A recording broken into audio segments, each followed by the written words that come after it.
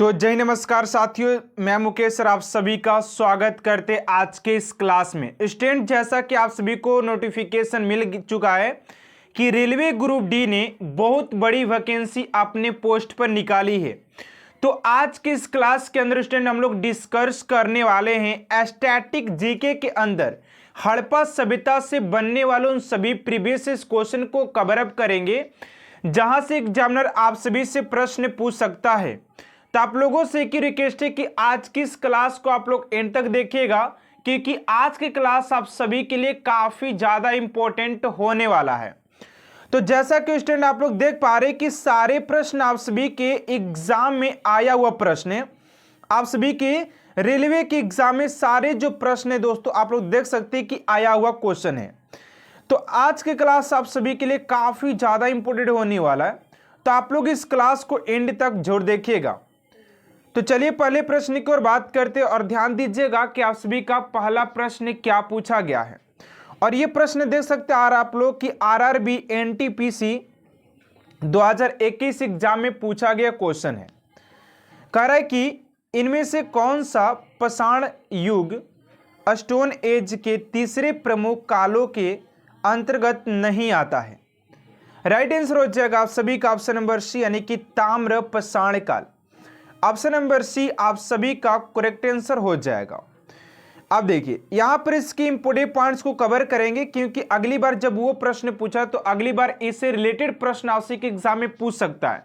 तो आप लोगों को ऑब्जेक्टिव टाइप के क्वेश्चन के साथ साथ ऐसे इंपोर्टेंट पॉइंट्स को भी कवर अप करके चलना है, क्योंकि इस इंपोर्टेंट पॉइंट से आप सभी के एग्जाम में अच्छे खासे क्वेश्चन बन जाते हैं। इंपोर्टेंट पॉइंट्स कह रहा है कि पाषाण युग में मनुष्य पत्थर के औजारों का उपयोग करता था।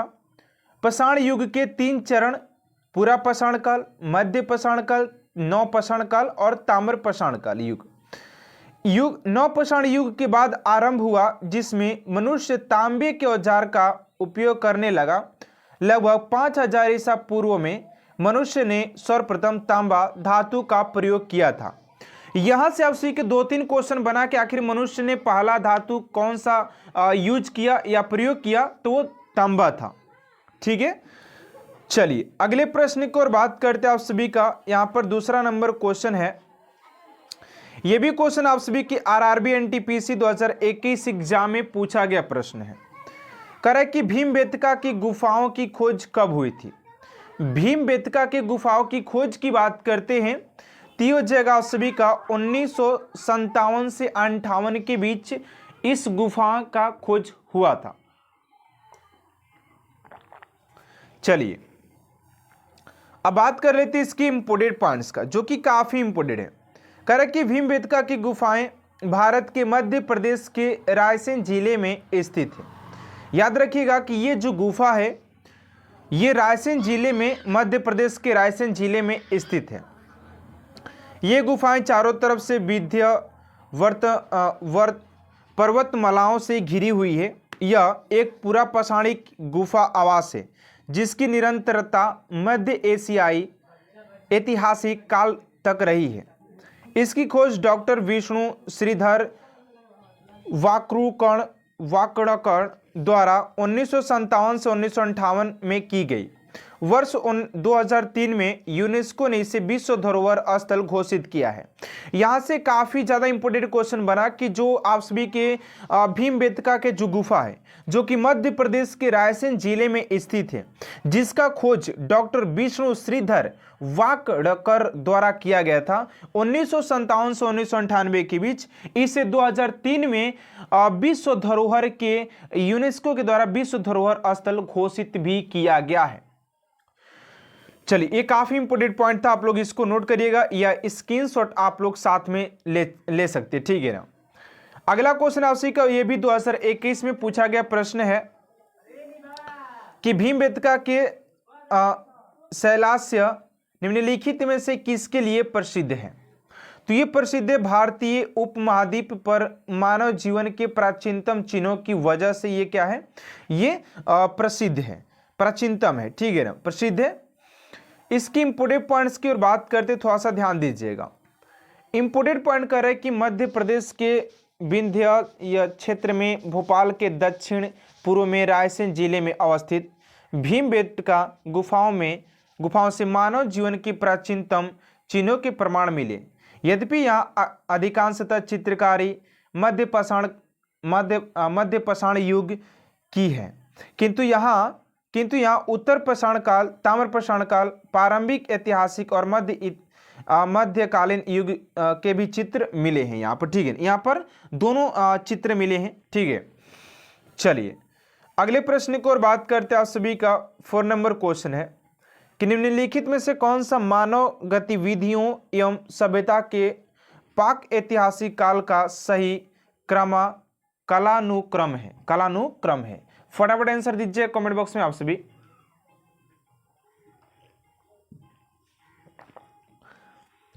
तो 4 का आ जाएगा ऑप्शन नंबर ए, यानी कि पूरा पाषाण काल, मध्य पाषाण काल और नव पाषाण काल। ऑप्शन नंबर ए हो जाएगा।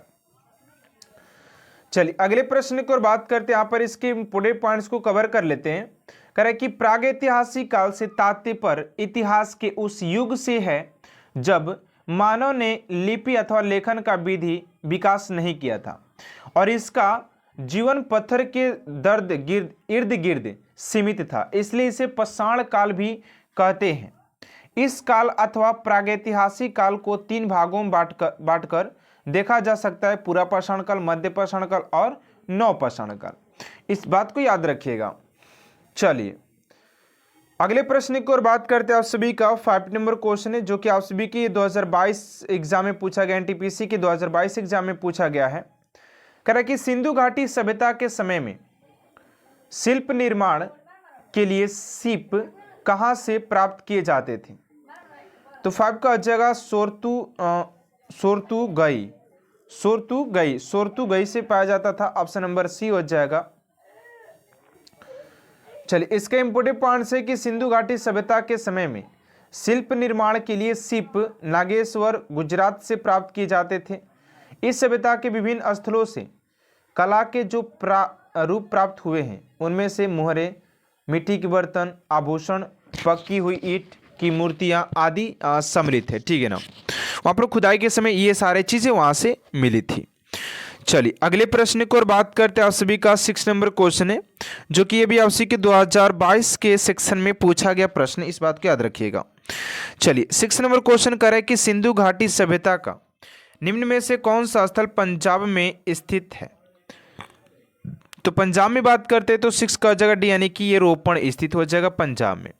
रोपण कहां पर है? पंजाब में है। कह रहा है कि सिंधु घाटी सभ्यता स्थल रोपण की खोज 1950 में बीबी लाल के द्वारा की गई। यह स्थल पंजाब के रोपण जिले में सतलज नदी के तट पर स्थित है। यहाँ से मनुष्य के साथ पालतू कुत्ते दफनाए जाने का साक्ष्य मिला है। इस बात को याद रखिएगा, काफी इंपॉर्टेंट है। चलिए अगला प्रश्न है जो कि ये भी प्रश्न आपसे के 2022 सेक्शन में पूछा गया है। हड़प्पा के अधिकांश मानक मोहरे नामक एक प्रकार के मुलायम पत्थर से बनी होती थी जो 2x2 बीमा के साथ वर्गाकार आकृति का होता था तथा जिसका उपयोग व्यावसायिक उद्देश्यों के लिए किया जाता था। तो 7 का जगह ऑप्शन नंबर सी, यानी कि एस्टिएटाइट हो जाएगा ऑप्शन नंबर सी। इसके कुछ इंपोर्टेंट पॉइंट्स हैं जिसको आप लोग एक बार स्क्रीनशॉट ले लीजिएगा और इसको अच्छे तरीके से एक बार रीड कर लीजिएगा। ठीक है ना, क्योंकि अगर मैं रीड करते चला तो वीडियो ज़्यादा लंबा होने की चांसेस है, तो आप लोग एक बार प्लीज़ इसको रीड करिएगा या स्क्रीनशॉट अपने फ़ोन में रख सकते हैं।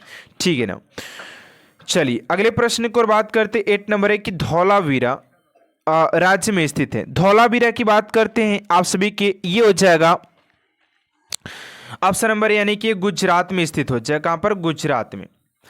चलिए इसके थोड़ा सा पढ़ लेते हैं कि धौलावीरा गुजरात के कच्छ जिले के भाचाऊ तालुका में स्थित है। पुरातात्विक स्थल है। इस स्थल की खोज 1968 में जगपति जोशी द्वारा की गई थी। यहाँ पाए जाने वाले कलाकृतियों में टेराकोटा, मिट्टी के बर्तन, मोती, सोने एवं तांबे के गहने, जानवरों की मूर्ति, उपकरण, कलश इत्यादि जुलाई 2021 में यूनेस्को, तो कह रहा है कि 2021 में यूनेस्को ने धौलावीरा को भारत के 40वें विश्व धरोहर स्थल के रूप में के रूप में घोषित किया। इस प्रतिष्ठित सूची में शामिल होने वाला सिंधु सभ्यता का भारत का यह पहला स्थल है। चलिए अगले प्रश्न की ओर बात करते हैं। आप सभी का 9 नंबर क्वेश्चन यहाँ पर पूछा जा रहा है। चलिए अगले प्रश्न की ओर बात करते हैं। आप सभी का 9 नंबर क्वेश्चन यहाँ पर पूछा जा रहा है कि धौलावीरा एक पुरातात्विक स्थान है, किस समयावधि से जुड़ी हुई है? तो 9 का राइट आंसर हो जाएगा आप सभी का ऑप्शन, तो 9 का हो जाएगा आप सभी का ऑप्शन नंबर सी, यानी कि सिंधु घाटी सभ्यता। ऑप्शन नंबर सी आप सभी का करेक्ट आंसर हो जाएगा। चलिए अगले प्रश्न की ओर बात करते हैं। थोड़ा सा अगला प्रश्न आप सभी का 10 नंबर कि मोहनजोदड़ो में पाया गया विशाल स्नानागार द ग्रेट बाथ एक विशाल था, तो इसकी जो लंबाई थी या चौड़ाई थी इसकी कैसी थी? तो ये आयताकार टैंक की तरह था, ठीक है ना। तो ऑप्शन नंबर डी आप सभी का करेक्ट आंसर हो जाएगा, ऑप्शन नंबर डी। और ये भी क्वेश्चन आप सभी के 2021 एग्जाम में पूछा गया प्रश्न है आरआरबी एनटीपीसी में। चलिए अगले प्रश्न की ओर बात करते हैं। आप सभी का अगला क्वेश्चन है, थोड़ा सा इसके इंपोर्टेंट पॉइंट्स की ओर बात कर लेते हैं कि इसका इंपोर्टेंट पॉइंट्स आप सभी का क्या दिया गया है। तो कह रहे हैं कि मोहनजोदड़ो में पाया गया विशाल स्नानागार एक विशाल आयताकार टैंक था। मोहनजोदड़ो सिंधु घाटी सभ्यता का सबसे बड़ा स्थल था।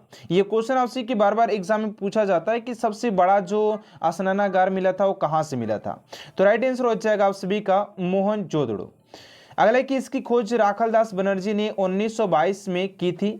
यहाँ से एक सील में 3 मुख वाले देवता पशुपतिनाथ की मूर्ति भी मिली है। ये क्वेश्चन काफी इंपोर्टेंट है आप सभी के लिए। चलिए अगले प्रश्न की ओर बात करते हैं। आप सभी का अगला क्वेश्चन है 11 नंबर, जो कि ये भी प्रश्न आप सभी के आरआरबी एनटीपीसी 2021 के एग्जाम में पूछा गया क्वेश्चन है। कह रहे कि सिंधु घाटी सभ्यता के किस शहर का शाब्दिक अर्थ मृतकों का टीला होता है? तो राइट आंसर हो जाएगा आप सभी का ऑप्शन नंबर बी, यानी कि मोहनजोदड़ो को कहा जाता है, ऑप्शन नंबर बी। चलिए अगले प्रश्न की ओर बात करते हैं। इसका कुछ इंपोर्टेंट पॉइंट्स है जिसको आप लोग कवर अप कर लीजिएगा, ठीक है ना। कह रहे कि मोहनजोदड़ो का सिंध भाषा में अर्थ है मृतकों का टीला। यह दुनिया का सबसे पुराना नियोजित और उत्कृष्ट शहर माना जाता है। यह सिंधु घाटी सभ्यता का सबसे परिपक्व शहर है जो सिंधु नदी के दाएं किनारे लरकाना जिले में स्थित है। ये काफ़ी इंपोर्टेंट पॉइंट है आपसे कि ये जो मोहनजोदड़ो है ये लरकाना जिले के आसपास है, ठीक है ना। इसकी खोज राखलदास बनर्जी ने 1922 ईस्वी में किया था। चलिए अगले प्रश्न की ओर बात करते हैं। आप सभी का 12 नंबर क्वेश्चन है कि मोहनजोदड़ो शब्द का अर्थ क्या होता है? तो ये हो जाएगा आप सभी का मृतकों का टीला, ऑप्शन नंबर सी। चलिए अगले प्रश्न की ओर बात करते हैं। आप सभी का 13 नंबर क्वेश्चन है कि मोहनजोदड़ो कहाँ स्थित है? तो मोहनजोदड़ो की बात करते तो ये हो जाएगा आप सभी का सिंध में हो जाएगा, जो कि ये भी क्वेश्चन आप सभी के 2021 एग्जाम में पूछा गया प्रश्न है। चलिए अगले प्रश्न की ओर बात करते हैं। इसका कुछ इंपोर्टेंट पॉइंट्स है जिसको आप लोग स्क्रीनशॉट या इसको कवर अप कर सकते हैं, ठीक है ना। चलिए अगला क्वेश्चन है कि मोहनजोदड़ो कहाँ स्थित है? तो मोहनजोदड़ो की बात करते तो ये आप सभी के सिंध में हो जाएगा। चलिए नेक्स्ट क्वेश्चन है आप सभी का यहाँ पर 15 नंबर क्वेश्चन है। यहाँ पर 15 नंबर क्वेश्चन कर रहा है कि हड़प्पा सभ्यता का कौन सा शहर विशिष्ट रूप से मनके बनाना, सीप काटना, धातु की वस्तुएं बनाना, मुहरे बनाना और तराजू का निर्माण करना आदि कार्य सहित है, शिल्प उत्पादन के लिए समर्पित था? तो कौन सा स्थान हो जाएगा? तो 15 का हो जाएगा ऑप्शन नंबर डी, यानी कि चनहुदड़ो में ये सारे चीज किया जाता था। चलिए अगले प्रश्न की ओर बात करते हैं। आप सभी का यहाँ पर हो जाएगा इसकी इंपोर्टेंट। तो चलिए अगले प्रश्न की ओर बात करते हैं स्टूडेंट। आप सभी का 16 नंबर क्वेश्चन यहाँ पर पूछा गया है कि सिंधु घाटी सभ्यता के निम्न में से किस स्थल को सबसे पहले खोजा गया था? तो इस क्वेश्चन का राइट आंसर हो जाएगा आप सभी का ऑप्शन नंबर हो जाएगा बी, यानी कि लोथल को सबसे पहले खोजा गया था। अगर लोथल की बात करते तो इसे मोहनजोदड़ो या हड़प्पा सभ्यता के इसे बंदरगाह के नाम से भी जाना जाता है। तो ये क्वेश्चन आप सभी के लिए काफ़ी ज़्यादा इंपॉर्टेंट हो जाएगा। चलिए अगले प्रश्न की ओर बात करते हैं। आप सभी का अगला क्वेश्चन पूछा जा रहा है, इसके थोड़ा सा इंपॉर्टेंट पॉइंट्स की ओर बात करते हैं। आप लोग इसका स्क्रीनशॉट ले लीजिएगा, ठीक है ना। चलिए अगले प्रश्न की ओर बात करते हैं। आप सभी का 17 नंबर क्वेश्चन है कि पत्थर की बनी नृत्य करती हुई पुरुष की मूर्ति नटराज किस स्थान पर पाई गई थी। ये भी क्वेश्चन आप सभी की आरआरबी एनटीपीसी के 2021 के एग्जाम में सेकेंड शिफ्ट में पूछा हुआ क्वेश्चन है। तो राइट आंसर हो जाएगा आप सभी का ऑप्शन नंबर हो जाएगा सी, यानी कि रंगपुर में पाया गया था। Rangpur, option number C. चलिए अगले प्रश्न की ओर बात करते हैं। आप सभी का अगला क्वेश्चन है, इसके इंपोर्टेंट पॉइंट्स आप लोग इसको एक बार कवर कर लीजिएगा। चलिए अगले प्रश्न की ओर बात करते हैं। 18 नंबर क्वेश्चन है, 19 नंबर क्वेश्चन है कि इनमें से कौन सा हड़प्पा स्थल गुजरात में पाया गया है। तो हड़प्पा स्थल की बात करते हैं जो कि गुजरात में पाया गया था। तो राइट आंसर हो जाएगा आप सभी का 19 का ऑप्शन नंबर सी, यानी कि धौलावीरा, ऑप्शन नंबर सी आप सभी का करेक्ट आंसर हो जाएगा, जो कि ये भी प्रश्न आप सभी के एग्जाम में पूछा गया प्रश्न है। चलिए अगला प्रश्न है, इसका इंपोर्टेंट पॉइंट्स को आप लोग स्क्रीनशॉट ले लीजिएगा। अगला प्रश्न 20 नंबर की निम्नलिखित में से कौन सा स्थल सिंधु घाटी सभ्यता का हिस्सा नहीं है। सिंधु घाटी सभ्यता का हिस्सा नहीं है। तो राइट आंसर हो जाएगा आप सभी का 20 का ऑप्शन नंबर हो जाएगा डी, यानी कि उरुक।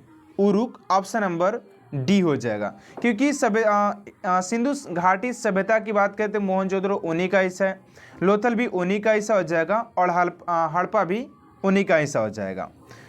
चलिए अगले प्रश्न की ओर बात करते। इस इंपोर्टेंट पॉइंट्स को आप लोग प्लीज स्क्रीनशॉट लीजिएगा, क्योंकि इंपोर्टेंट पॉइंट से ले आप सभी के एग्जाम में अच्छे खासे प्रश्न पूछे जाएंगे, ठीक है ना। चलिए अगले प्रश्न की ओर बात करते हैं। आप सभी का 21 नंबर क्वेश्चन है कि सिंधु सभ्यता के इनमें से किन स्थलों में जलाशयों के साक्ष्य मिले हैं।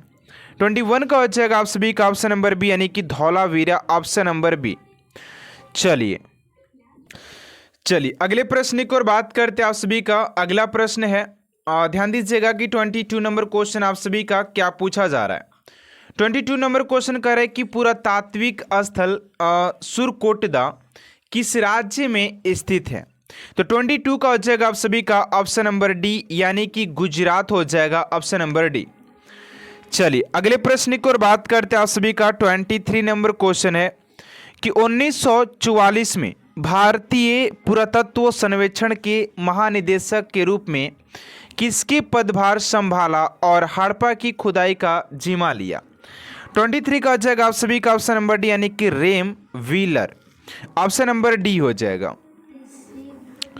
चलिए अगले प्रश्न की ओर बात करते हैं। आप सभी का 24 नंबर क्वेश्चन है कि प्रसिद्ध सिंधु घाटी स्थल मोहनजोदड़ो की पहली बार खुदाई किस प्रख्यात भारतीय पुरातत्वविद द्वारा की गई थी। तो राइट आंसर हो जाएगा आप सभी का ऑप्शन नंबर हो जाएगा आर.डी. बनर्जी हैं, आर.एस. यहाँ पर 24 का हो जाएगा ऑप्शन नंबर सी, यानी कि आर.डी. बनर्जी हो जाएंगे, ऑप्शन नंबर सी। चलिए अगले प्रश्न की ओर बात करते हैं। आप सभी का 25 नंबर क्वेश्चन है कि सिंधु घाटी सभ्यता वर्ष पुरानी है, कितनी वर्ष पुरानी है, और दक्षिण में गंगा घाटी के निचले क्षेत्र व उत्तर में मालवा तक फैला हुआ है।